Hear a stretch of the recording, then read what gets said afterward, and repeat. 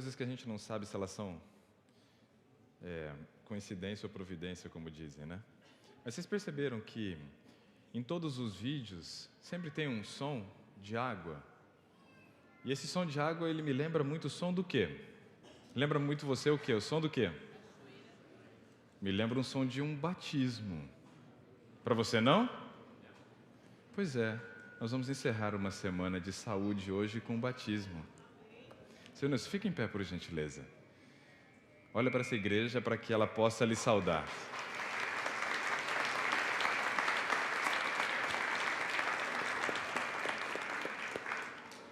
Não existe decisão mais linda na vida de uma pessoa do que ela dizer e assumir publicamente que ela é filha de Deus. Isso é fantástico, mas não é fácil. Sim ou não? No mundo que vivemos, é muito difícil muitas vezes tomarmos uma decisão como essa, né? E o Senhor está de parabéns. Parabéns. O meu avô, que eu contei a história ontem, né? Ele não era adventista. E depois do falecimento da minha avó, que não teve tempo de se batizar, estava estudando a Bíblia quando teve um infarto fulminante e não pôde chegar até as águas do batismo. O meu avô, que ele era muito revoltado e não gostava da mensagem de saúde, começou a se aproximar depois da igreja. E naquele período que eu estive morando em São Paulo, fazendo o curso de nutrição, como eu contei para os que estavam presentes ontem ou assistindo online ontem, o meu avô, então, via minha mãe fazendo o culto e falava assim: a gente podia cantar aquele hino que o Ricardo gostava, né? E aí eles começaram a cantar e o meu avô foi se aproximando da igreja.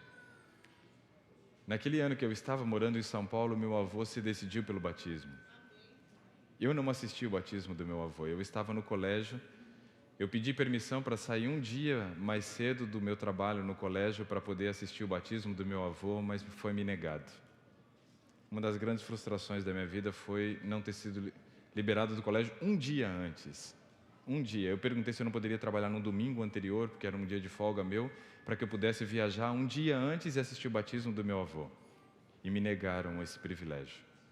Mas eu não assisti o batismo do meu avô aqui e não tem problema, porque eu tenho certeza que ele foi selado naquele dia e depois ele viveu uma vida com Cristo e eu teria a oportunidade de passar mil anos no céu e depois uma vida eterna ao lado do meu avô e também de outros entes queridos que tomaram decisões da minha família. Mas hoje teremos o privilégio de assistir o seu batismo, e isso é fantástico, porque tem muita gente que às vezes começa a criar barreira para tomar as decisões, e isso acontece muitas vezes porque não temos alguns entendimentos.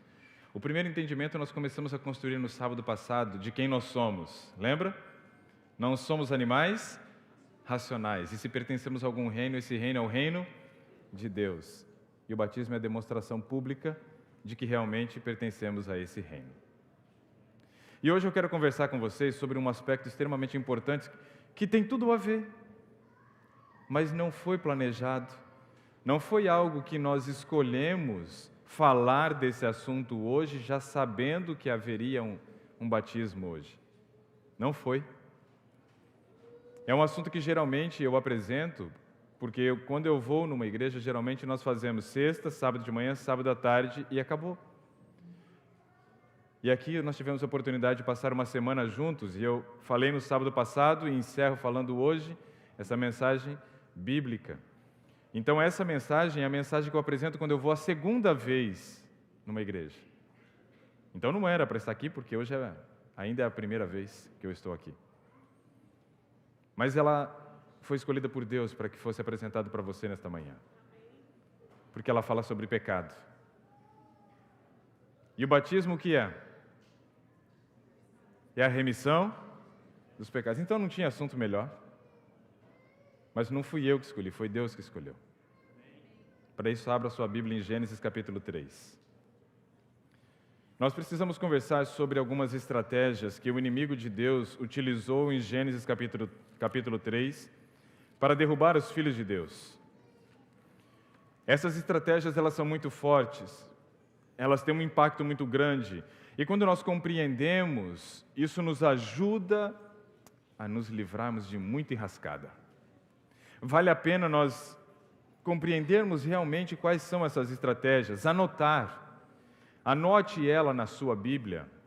Peça uma caneta emprestada, caso você não tenha, e anote quais são as estratégias que o inimigo de Deus utilizou-se no Éden para fazer que aquele casal pecasse. Gostaria que você fechasse seus olhos enquanto você está com a sua Bíblia aberta em suas mãos. Senhor, que nos altos céus habita, muito obrigado por essa oportunidade de abrir a Tua Palavra. Obrigado pela liberdade que ainda temos de ler a Tua Palavra em comunidade, assim como temos feito aqui nesta manhã. Dá-nos o Espírito Santo nesse momento para que Ele ilumine a nossa mente e nos traga a compreensão correta da Tua Palavra. É o que pedimos e agradecemos em nome de Jesus. Amém. Eu vou ler na versão King James, talvez misturando com a versão Almeida Revista e Corrigida, porque é a mais conhecida. O título é A Queda do Ser Humano, nesta versão. Preste muita atenção em cada parte desse texto. A serpente era o mais astuto de todos os animais do campo que Yahvé, Deus, havia feito. Um detalhe. Havia alguma diferença da serpente do Éden para a serpente hoje, sim ou não? Sim. Nos livros escritos por Ellen White, uma escritora americana, da qual entendemos que foi muito abençoada e iluminada por Deus, ela destaca uma característica interessante da serpente, que antes a serpente voava. E talvez isso fique nítido, até mesmo lendo a Bíblia, quando você percebe que depois que essa serpente foi utilizada por Satanás nessa ocasião do pecado, diz que ela agora rastejaria sob o seu ventre e comeria o pó da terra todos os dias. Não é verdade? Isso quer dizer que ela não fazia isso antes. Interessante. Bom, mas aqui diz o seguinte: a serpente era o mais astuto de todos os animais do campo que Deus havia feito. E aconteceu que ela questionou, que ela falou com a mulher. Ela tinha uma característica que a diferenciava, que era asas, voar. Mas agora está dizendo que ela falou. E ela não tinha essa característica de falar. Quem falou através dela?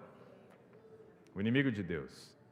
Aqui nós temos a descrição da primeira sessão mediúnica, talvez, desse mundo, desse planeta que vivemos.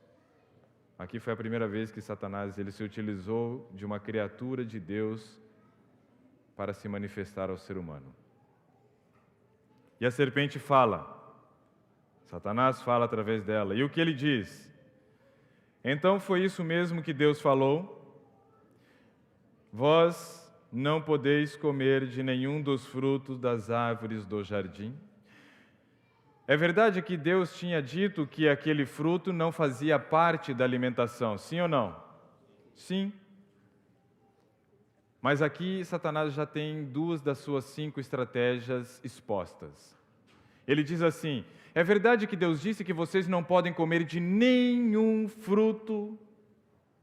Era isso que Deus tinha dito? Não. Então, o que ele fez com a verdade? Distorceu. Qual é a primeira estratégia do inimigo para nos enganar? Distorção da verdade. Mas quando se distorce a verdade, você tem um propósito de gerar um tipo de sentimento, um pensamento na pessoa. Qual o tipo de sentimento, de pensamento que Satanás queria gerar em Eva com a distorção da verdade? Dúvida. Estão percebendo? Distorce a verdade com a finalidade de gerar dúvida. Muito interessante isso. Por isso que tem um texto da Bíblia que diz: conhecereis a verdade, e a verdade... Olha... Porque quando eu não conheço a verdade, automaticamente eu já estou sendo enganado. E é somente o conhecer a verdade que me dá a possibilidade de agir de uma maneira diferente. Mas aqui no verso 3 agora, continuando a leitura, o verso 2 ainda, a serpente diz o seguinte, ao que declarou a mulher: não podemos Eva agora dizendo para a serpente: não podemos comer dos frutos das árvores do jardim. Nós podemos. Mas do fruto da árvore que está no centro do jardim, disse Deus: dele não comereis, nem tocareis nele, para que não morrais. Duas coisas interessantíssimas nesse verso. A primeira é a seguinte: Eva sabia o que era certo, sim ou não? Sim. Então ela conhecia a verdade. Agora deixa eu fazer uma pergunta para vocês, reflitam comigo. Quando eu vou no Brasil, aqui eu já fiquei sabendo que é um pouco diferente, mas quando eu vou no Brasil e me matriculo numa autoescola para aprender a dirigir, eu sou ensinado a dirigir, mas também sou ensinado sobre a lei de trânsito. Qual a finalidade de você aprender a lei de trânsito? Obedecer. E quando eu desobedeço, eu me exponho a riscos desnecessários. Mas veja só, eu precisei tomar uma multa para saber que era errado? Não. Então, como que eu sei que uma coisa é errado? Fazendo? Não, não é fazendo. Eu não preciso fazer para saber que é errado. E eu já ouvi muitos jovens dizendo assim: não, eu fui viver no mundão porque eu queria saber como que era o mundão. Já ouviram isso? Você não precisa viver lá, você precisa viver aqui. E automaticamente, conhecendo a verdade, por exclusão, você já sabe o que é errado. Eu tenho um amigo que ele diz assim: ninguém se lembra mais de mim no começo do ano para me dar felicitações de ano novo do que o Detran. Todos os anos ele manda pelo menos um cartão postal para mim.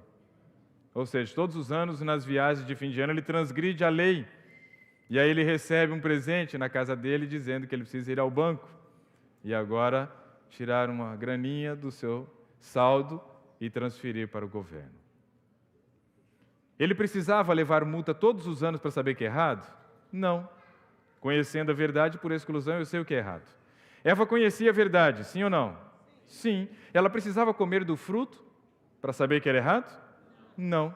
Mas ela tem uma frase emblemática. Ela diz assim, Deus disse que não podemos comer do fruto, mas também disse que não podemos tocar. Onde está escrito isso? Aonde está escrito na Bíblia, em qualquer um dos seus versículos, de que você não poderia tocar no fruto? Tem essa inscrição? Não. E por que ela acrescenta essa frase então? Porque ela estava com dúvida. Percebem? Satanás estava conseguindo seu intento, sim ou não? Sim. Ele distorce a verdade com a finalidade de gerar dúvida, e nesse momento ela demonstra para ele de que ela está com dúvida, porque ele também sabia que não estava escrito em lugar nenhum que não poderia tocar, que não havia sido dito de nenhuma forma que não poderia tocar no fruto, mas que não poderia comer do fruto. Entenda. Agora vamos para o verso 3. Desculpa, 4.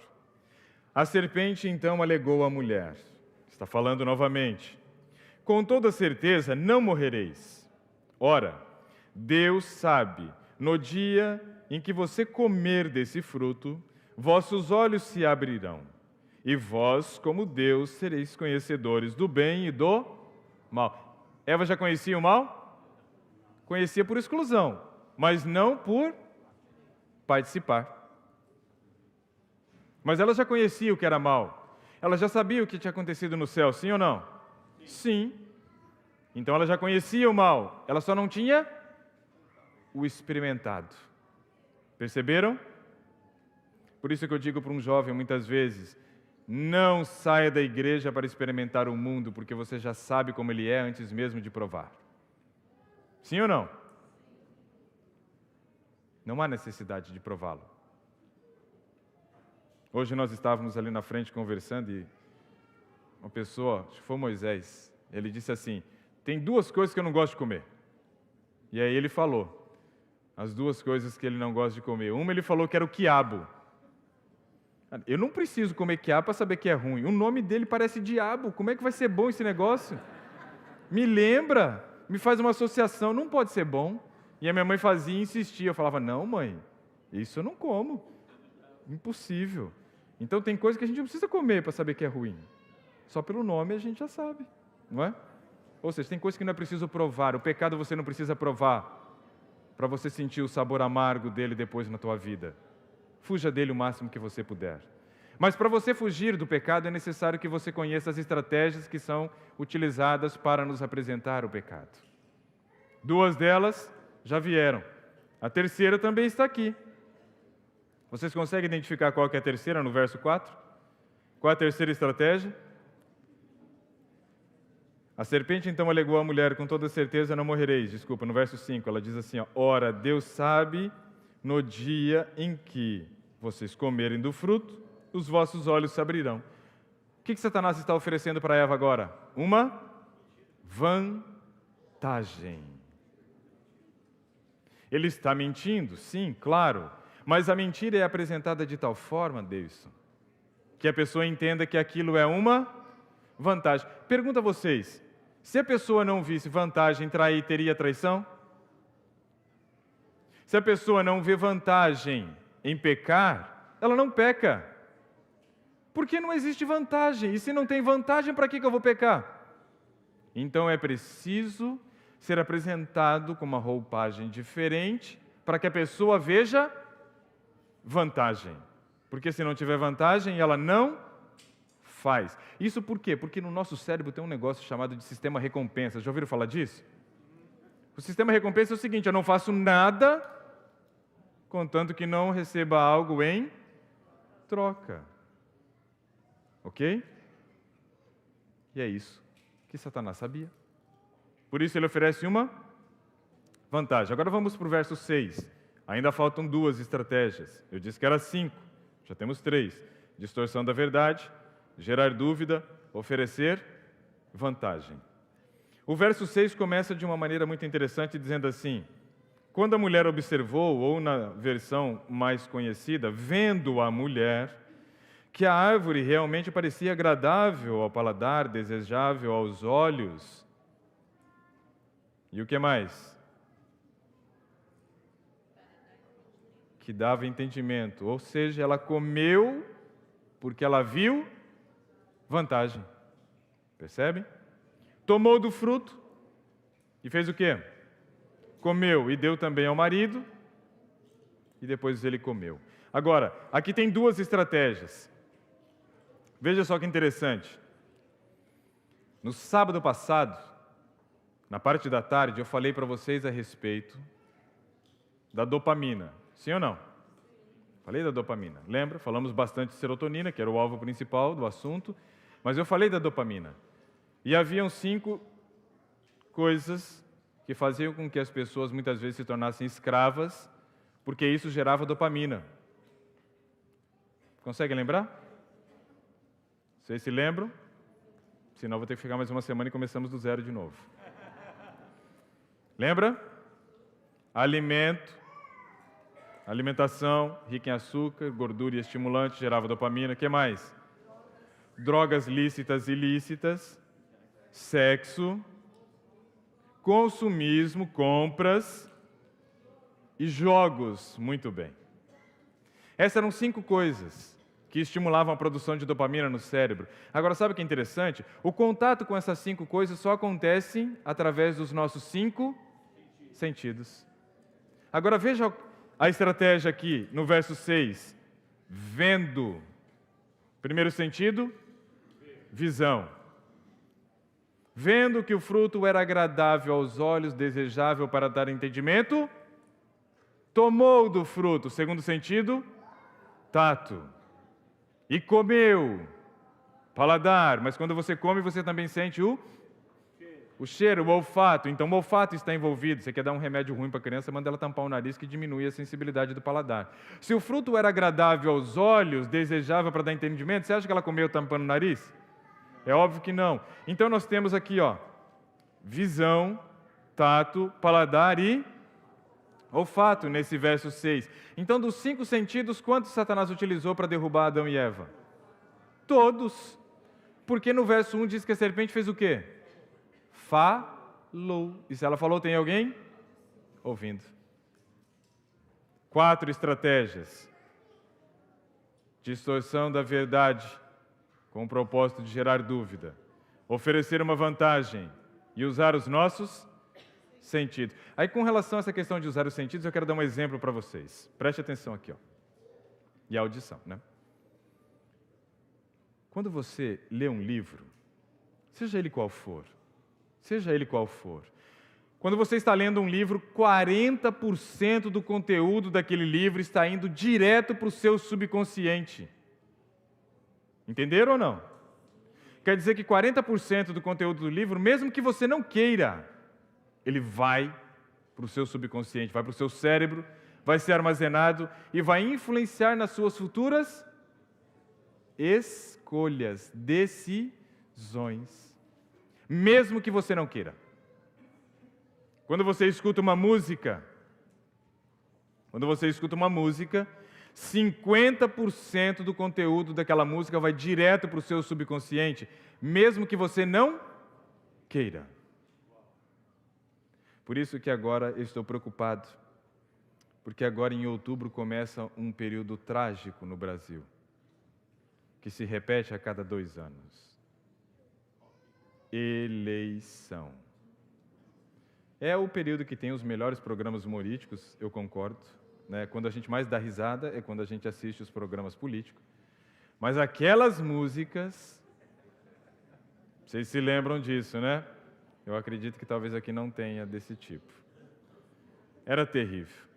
O pior é que o cara passa com aquele carro de som o dia inteiro, a manhã inteira, e você vai ouvindo aquele negócio, mesmo não querendo, 50% do conteúdo está indo para o seu subconsciente. E às vezes, no final do dia, você está lá batendo o pezinho e cantando a música do político que nem é o que você vai votar. Não acontece isso? Talvez você, enquanto morava no Brasil, tenha passado por cena parecida. Porque vai, querendo ou não. Então a gente já começa a analisar alguns aspectos. Cuidado com o que você lê, cuidado com o que você ouve. Mas e quando você se coloca na frente de uma tela de televisão, ou agora no celular, no tablet, assim por diante? Aí é 60%. 60% do que você assiste vai direto para o seu subconsciente, que vai influenciar nas suas futuras escolhas, decisões. Uau! Incrível isso. E assustador também, não? Então, cuidado com o que você assiste. Mas tudo que é ruim pode piorar. O mesmo filme que você assiste na sua casa, o mesmo programa que você assiste ali, caso fosse assistido no cinema, o impacto é maior. Seu campo de visão no cinema está totalmente voltado para enxergar aquela tela. O áudio é preparado de tal forma que gera um impacto muito grande no seu ouvido e gera vibrações que estimulam a produção de determinados hormônios. É um evento social, ou seja, ficamos com a guarda baixa. E quando vamos ao cinema, o impacto é monstruoso.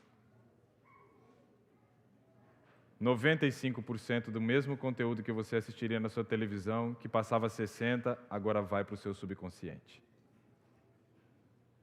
Por isso a recomendação de não ir ao cinema, porque o impacto é muito maior. Não vale a pena se expor a determinado risco.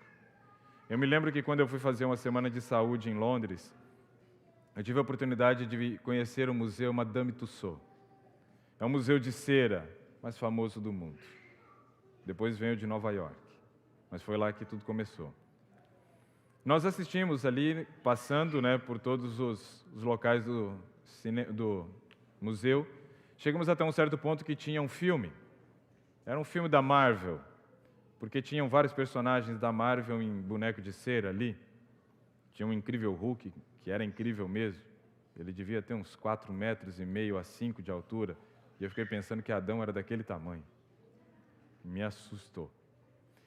Só o pé dele é um negócio desse tamanho. Aí nós fomos assistir o filme da Marvel. Não era um cinema comum. Era um cinema em 5D. Tinha os heróis ali da Marvel, de repente aparecia o Wolverine, e ele vinha e cravava aquelas garras que saíam ali da sua mão no inimigo, e a poltrona te empurrava. Saíam as garras da poltrona e empurrava a gente. Ou seja, você tinha um grau de participação muito maior. Daqui a pouco o Hulk vinha e batia as mãos, e aí soltava um vento contra o inimigo, e a poltrona da frente soltava um vento no seu rosto. Incrível, não? E aí tinha um outro inimigo ali que soltava vários, eram robôs, mas no formato de moscas, e aí vinha um vento nas suas canelas, como se fossem as moscas rodando. Foi impactante aquilo, tão impactante que eu nunca mais esqueci.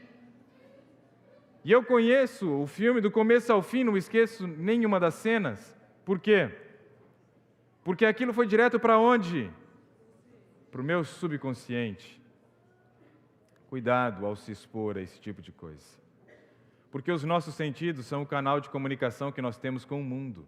E é óbvio, para que domine a nossa mente, é preciso que se use os nossos sentidos, porque se não usamos os sentidos, nós nunca vamos conseguir dominar a mente de uma outra pessoa.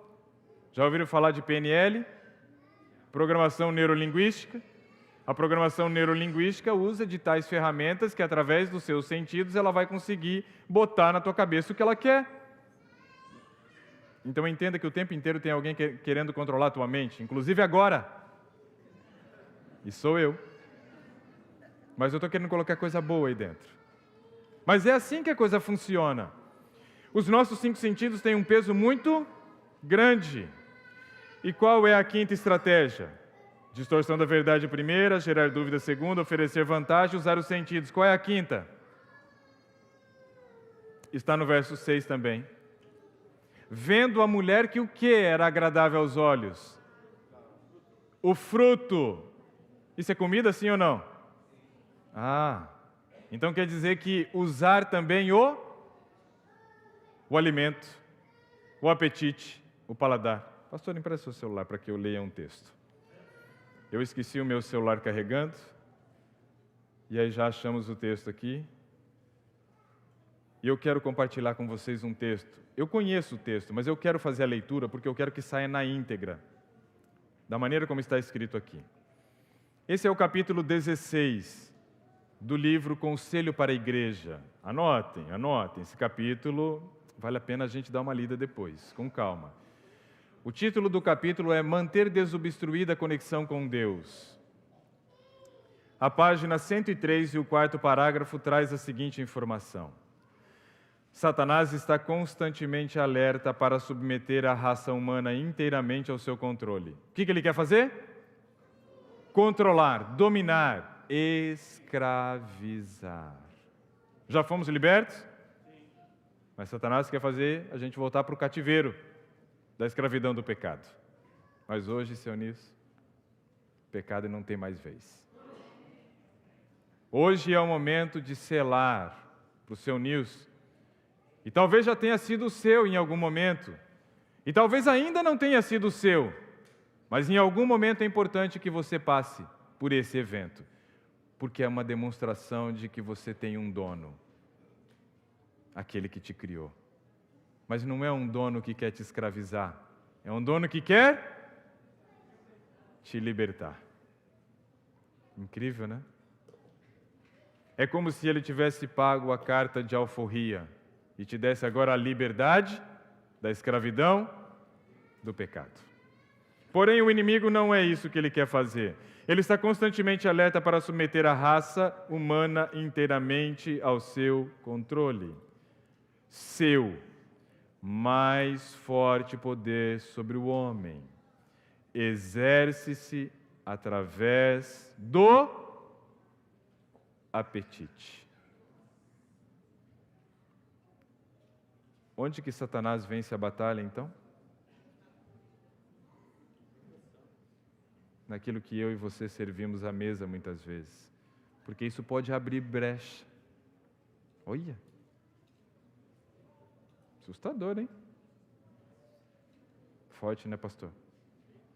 Eita, né? Vocês não vão esquecer do eita. Vou ler novamente esse pedaço.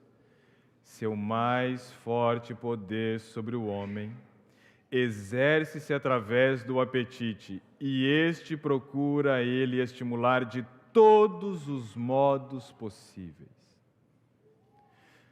No ano de 1897, um japonês estava no seu laboratório fazendo algumas pesquisas. De repente, ele se encontrou com um sal chamado de ácido glutâmico, o qual depois recebeu o nome de glutamato monossódico. Isso é um veneno tão grande. É terrível. E esse japonês, então, ele começou a vender o glutamato monossódico por uma empresa extremamente conhecida no mundo chamada Ajinomoto. O glutamato monossódico, quando descoberto por ele, gerou nele um impacto muito grande, porque ele percebeu que aquele sal, que é o ácido glutâmico, gerava nas papilas gustativas uma explosão de sabor. Só que é interessante porque o glutamato monossódico não gerava o sabor doce e também não gerava o sabor salgado, muito menos o azedo, nem mesmo o amargo. Nós temos 4 sabores que são percebidos pelas papilas gustativas, porém o glutamato monossódico gerava um 5º sabor. Uau! E aí ele deu o nome de umami. Umami. Umami. Que quer dizer sabor, delícia. Porque estimulava tanto as papilas gustativas que ele intitulou como sabor, delícia. Final dessa primeira parte do verso, falando do apetite. E este procura ele estimular de todos os modos possíveis. O glutamato monossódico recebeu o nome de realçador de sabor. Ou seja, só o sabor não basta. Precisa ser mais. Tem que ter mais estímulo. E este procura ele estimular de todos os modos possíveis. Essa mulher tinha razão, não tinha? E aí ela continua dizendo assim, a mais perigosa proposta de Satanás. E agora prende o cinto, porque é forte. Satanás reuniu os anjos caídos a fim de inventar algum meio de fazer o máximo, não é mínimo, máximo, de mal possível à família humana. Foi apresentado proposta sobre proposta. Quem está fazendo essa reunião aqui? Quem está dirigindo a reunião? Satanás. Quem participa então? Os demônios. Uau! Que coisa do mal? Literal. Satanás coordena a reunião. Os anjos caídos, os demônios participam. Os demônios vêm apresentando suas propostas de como fazer o máximo de mal possível à família humana. Foi apresentado proposta sobre proposta. Até que finalmente Satanás mesmo imaginou um plano. De quem veio? De Satanás. Olha o que ele disse. O que ele fez. Ele tomaria o fruto da vide, a uva. Também o trigo. Fruto da vide me remete a quem? Ao sangue de Jesus. A videira verdadeira. Ele distorceu o fruto da vide. Distorceu. O trigo me remete a quem? Ao pão, que é quem? Ele distorceu. Esse cara não vale nada. Por isso que eu gosto de uma frase do pastor Cláudio Duarte, que ele diz assim, não deveria chamar capeta, deveria chamar lapeta, porque lá é longe, cá é perto. Eu não quero estar perto de um cara que não vale nada como esse. Eu quero estar longe, é melhor que ele esteja lá, não cá. Cá é perigoso. Agora veja o seguinte, ele toma o fruto da vide, o trigo, e outras coisas dadas por Deus como alimento, e converte eles em venenos. Como é que Satanás conseguiu o seu intento de fazer isso? Transformar o fruto da vide em vinho alcoólico, o trigo em farinha branca, em pão branco. Como é que ele consegue seu intento? Através do quê? Da indústria alimentícia. Por isso, fuja. Quanto mais embalagem tiver, quanto mais rótulo tiver, quanto mais processado for, mais veneno é. E aí, então, ele transformaria essas coisas, dadas por Deus como alimento, em venenos, que fariam o quê? Arruinariam as faculdades físico, corpo. Saúde física, o meu relacionamento com o meu corpo. Interferiria no meu relacionamento com o meu corpo e geraria doença. Interferiria também não nessa parte física somente, na parte mental. Saúde mental, o meu relacionamento com os meus pensamentos e as minhas emoções que conduzem as minhas ações, que formam os meus hábitos e determinam o meu caráter. Isso aqui é um negócio assim fantástico. E ele também faria o quê? Já começou a fazer mal à família humana, não era isso? Saúde social, agora pegou a física, pegou a mental, e ainda diz assim, ó, olha que coisa assustadora isso daqui, ó. Arruinaria as faculdades físicas, mentais e morais do homem. O que é faculdade moral ou saúde moral? É o relacionamento com Deus, sim ou não? Também afetaria isso. Do homem, dominaria de tal maneira os sentidos. Uau! É o que está aqui, também está aqui. Satanás mexeu na estrutura do alimento para dominar os nossos sentidos. Não foi a mesma coisa que ele fez aqui? Se utilizou de um alimento e dos sentidos para fazer o pecado vir. Pergunto a vocês, será que as estratégias mudam? Sei não, hein? Afetaria a parte moral do homem, dominaria de tal maneira os sentidos que Satanás teria sobre eles inteiro controle. Ó, escravizou os sentidos. O que assiste, o que ouve, o que toca, o que come, o que cheira, e assim por diante. Complicou a coisa. Dominaria, teria inteiro controle. Sob a influência da bebida alcoólica, os homens seriam levados a praticar todas as espécies de crimes.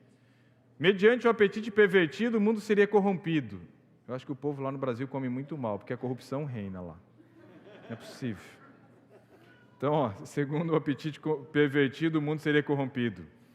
Levando os homens a tomarem álcool, Satanás os faria descer cada vez mais baixo. Satanás está levando o mundo em cativeiro. Ele quer levar o mundo para onde? Para a escravidão. E como é que eu me liberto da escravidão? Como que se liberta da escravidão, seu Nilson? Tomando uma decisão ao lado de Cristo e passando pelas águas do batismo. Porque sela. Você fica selado. Isso é importante. Agora continua o texto, então. Ó. Os faria descer cada vez mais baixo.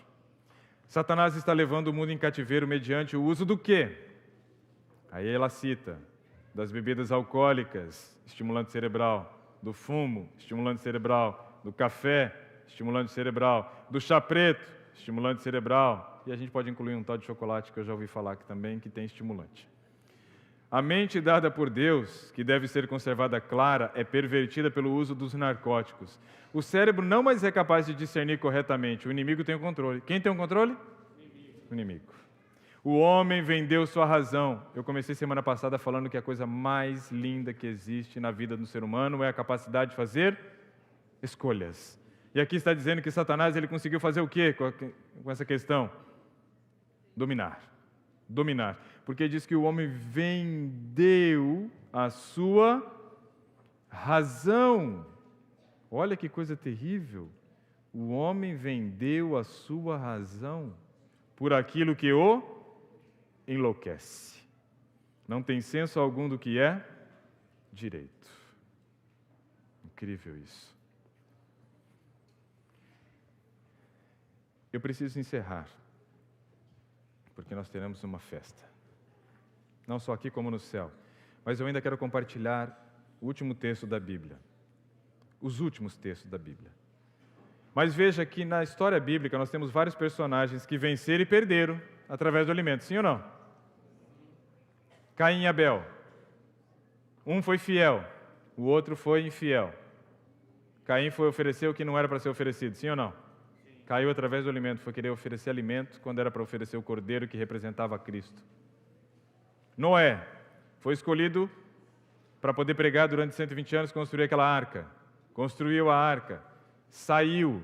Gênesis 9:20 diz que ele bebeu do vinho, ficou embriagado e se pôs nu dentro da tenda. Vinho é um alimento, sim ou não? Sim, ele tem características de alimento, tem água, tem vitaminas, tem minerais, tem proteína, tem caloria. É um alimento, mas é um alimento que faz mal. Mas agora Noé, que 120 anos pregou e venceu o pecado, caiu através do alimento. Uma mãe chega um dia para um filho e diz assim: meu filho, você nasceu agarrado no pé do teu irmão, mas era para ter sido o contrário, era para ele ter nascido primeiro, para você ter nascido primeiro que ele. A bênção da primogenitura era para ser sua e não dele, então vai lá e engana o teu irmão. Quem está estimulando?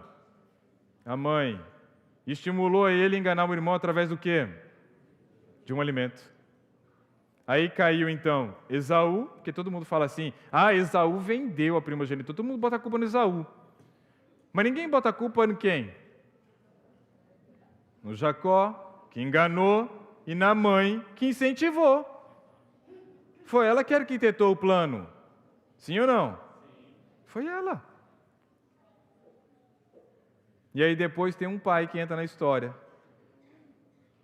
A Bíblia diz que Jacó estava coberto pela pele de qual animal? Cabrito. Era um cabrito. E eu fico pensando, se o pelo do cabrito é igual ao pelo do ser humano. Porque eu convivi tanto com cabrito, eu não consigo passar a mão nas costas de um cabrito e achar que tem um ser humano ali, se eu estiver de olho fechado. O pai sabia quem estava ali, sim ou não? Claro que sabia, porque ele diz assim: o cheiro é de Esaú. Não, o cheiro é de Esaú. Mas a voz... O que é mais fácil mudar, o cheiro ou a voz? O cheiro. É só você pegar o cheiro daqueles animais do campo e passar em você, você vai ficar com o cheiro do campo, que era o mesmo cheiro que tinha Esaú. Jacó talvez se perfumava com perfume de alabastro. Esaú se perfumava com um perfume chamado legambá. Um pouco diferente. E ele passou legambá e o pai achou que era ele. Mas aí quando passa a mão,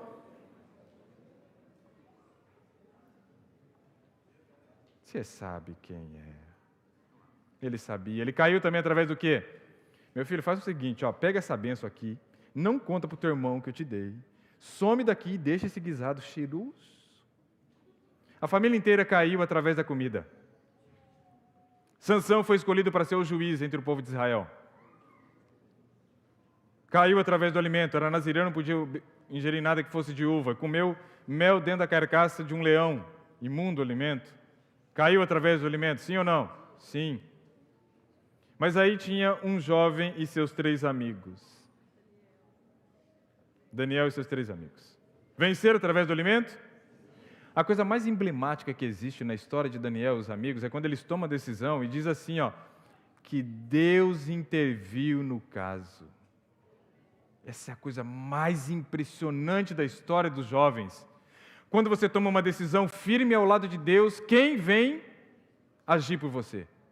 O próprio Deus. Só que a decisão dos jovens foi que tipo de decisão? Firme. Você fala assim, escolheu firmemente. Não está escrito assim, escolheu frouxamente. Escolheu firmemente. Venceram. Que exemplo, não? Mas eu quero finalizar com o exemplo de uma outra pessoa que eu também considero um marco. Mateus capítulo 4. Mateus capítulo 4. Todo mundo sabe já o que está lá? O que fala em Mateus 4? Tentação de Jesus. Começa a tentação de Jesus dizendo assim: Jesus foi então conduzido pelo Espírito ao deserto para ser tentado pelo diabo. Depois de jejuar 40 dias e 40 noites, ele teve... Qual era a necessidade básica de Cristo naquele momento? Comida. O tentador se aproximou então e disse: se tu és filho de Deus, manda que essas pedras se tornem em...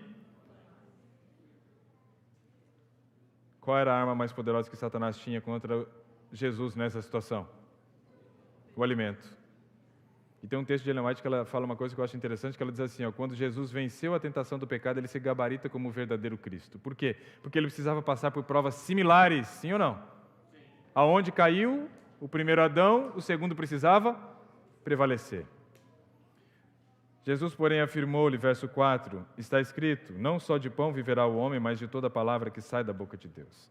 Então o diabo conduziu a cidade santa, gravem isso, então o diabo conduz a cidade santa, coloca sobre a parte mais alta do templo e o desafia, se tu és o Filho de Deus, se joga para baixo, pois está escrito, os seus anjos dará ordem a teu respeito, e com as mãos eles te sustentarão para que jamais tropece alguma pedra. Qual foi a primeira tentação? Comida, pedras em pães. Segunda, pináculo do templo, não é? Agora, verso 8. Tornou o diabo a levá-lo agora para um monte muito alto e mostrou-lhe todos os reinos do mundo e todo o seu esplendor. E propôs a Jesus, tudo isso te darei se prostrado me adorares. Primeira tentação, pedras em pães. Segunda tentação, pináculo do templo. Terceira tentação, o monte prostrado. Lucas, capítulo 4. Rapidinho para a gente encerrar. Lucas 4, corre comigo, vamos lá. Tentação de Jesus de novo. Outra visão, ou outro personagem escrevendo aqui. Pleno do Espírito Santo, retornou Jesus do Jordão e foi conduzido pelo Espírito ao deserto, onde enfrentou as tentações do diabo por 40 dias. Quer dizer que não foram só essas 3, né? Os 40 dias tentando ali, sendo tentado. 40 dias, durante todo esse período não comeu nada e ao fim desse período estava faminto. Indagou-lhe então o diabo, se tu és o Filho de Deus, ordena que essas pedras se transformem em pão. Não mudou nada, né? Mas Jesus contestou, está escrito, nem só de pão viverá o ser humano. Então o diabo fez o quê? Então o diabo levou para onde? Para onde o diabo levou? Então o diabo levou a um lugar muito alto e lhe mostrou em uma fração de tempo todos os reinos do mundo. Era isso que estava escrito em Mateus? Mateus era pão, pináculo, monte. Ué, está diferente. Pão, monte, pináculo. Por que que a segunda tentação de Mateus é a terceira de Lucas? Por que que a terceira de Mateus é a segunda de Lucas? Por que está invertida a ordem? Alguém sabe por que está invertida a ordem? Não? Nem eu. Mas tem uma coisa que eu sei. A primeira não mudou. Por que que a primeira não mudou? Porque ele precisava passar pela mesma prova que o ser humano venceu e dar o exemplo de que era possível vencer. Depois que você vence a prova do apetite na sua vida, você está gabaritado a vencer demais provas, porque você venceu a mais forte. As outras, então, se tornam mais fáceis de você vencer. Agora, veja que interessante. A história da Bíblia começa com uma queda através do alimento, sim ou não? Mas como é que termina a história da Bíblia? Apocalipse, capítulo 3, verso 20. Abre lá para mim. E esse é o último texto e encerramos.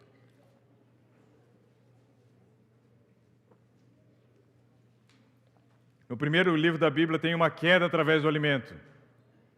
Satanás engana Eva, engana Adão, por consequência, e eles caem através do alimento, ok? No último livro da Bíblia tem que ter a restauração. No último livro da Bíblia tem um texto que diz assim, eis que estou à porta e bato. Se alguém ouvir a minha voz e abrir a porta, entrarei em sua casa. E o quê? O que é cear? Oh. Caíram através de um alimento. Foram restaurados pelo sangue de Cristo. Ok? Terão a possibilidade de comer com Cristo. A mesma estratégia que foi utilizada lá atrás para derrubar, é utilizada agora para mostrar de que você venceu. Você vai poder comer na presença de Cristo. É Ele quem está te convidando, e quando Ele convida, quem serve a mesa? Quem serve a mesa? É Ele mesmo. E fique pensando nessas palavras.